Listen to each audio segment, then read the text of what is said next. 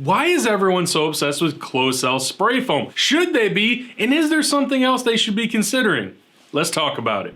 First off, what is closed cell spray foam? Well, obviously it is a type of spray foam insulation. And again, it's applied onto an open surface, and it's closed cell, and that really describes the cellular makeup of the material because it's really tight and they're close together, kind of closed as you can think of. And it's a very dense, very rigid type of spray foam insulation. So the first reason why everyone is probably obsessed with closed cell spray foam when they're looking at insulation material is because of its high R value. When you look at closed cell spray foam compared to the most common things on the market, other types of spray foam like open cell, injection foam, fiberglass, cellulose, those sort of things, closed cell spray foam per inch has a much higher R value, and that alone is very attractive to people. Now, honestly, that really comes from a misunderstanding and maybe some misguided information out on the internet about how important R value actually is, and that some people think it's the only thing that matters. One reason that's really pushing the popularity of closed cell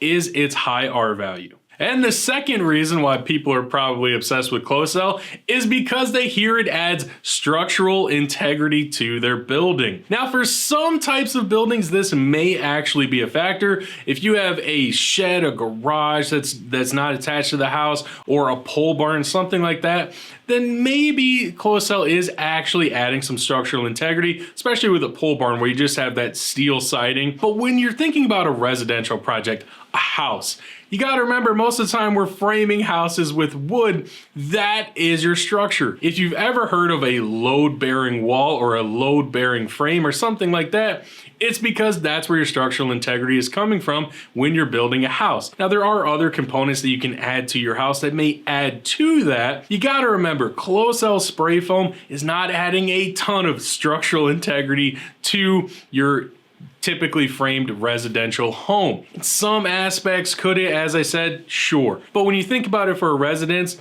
it's really not. Something else to keep in mind, because of it's so rigid that people think that's a good thing, houses shift over time. And that's one of the reasons that we use materials like wood, and different junctures are made to have a little bit of flex to it. Closed cell spray foam does not have any flex to it. So potentially you're putting something so rigid that can pull away somewhere if there is a shift in the house down the road, which there will be. One of the reasons we have foundation cracks and things like that. So my point is, don't get really hung up on the fact thinking that closed cell spray foam is going to add a ton of structural integrity to your home. The third and final point I want to talk about is people will say that closed cell is waterproof. Now, this is a very dangerous topic, and I say that because people think that they can use closed cell spray foam, usually in a basement or a crawl space, in place of encapsulation, in place of a water sealing membrane or something like that. Will water stop when it meets closed cell spray foam? Typically, yes.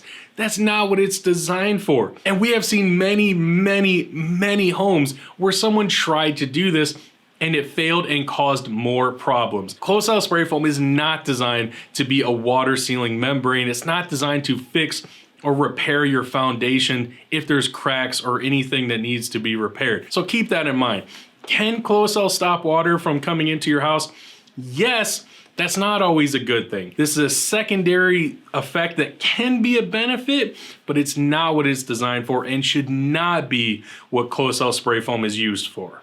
Now, I know it seems like I'm really dogging on closed cell spray foam. Do not hear that. That's not what I'm saying. Basically, what I want you to be aware of is there's a lot of misguided information out there, and you may have heard some sisters, uncles, cousins, contractor who once used closed cell to solve everything, and it filed their taxes and cured cancer and did all this magical stuff. My point is that this is a building material and it needs to be used in its appropriate application. Closed cell spray foam is an amazing product that can really make your home more comfortable and energy efficient, but make sure you're using it when it's appropriate, and don't be misled on the internet thinking that it can do all these other wonderful things. At the end of the day, it's an insulation that is more a little bit purpose driven and designed for certain applications. So keep that in mind, and if closed cell fits your project, then I'm sure it will work wonders.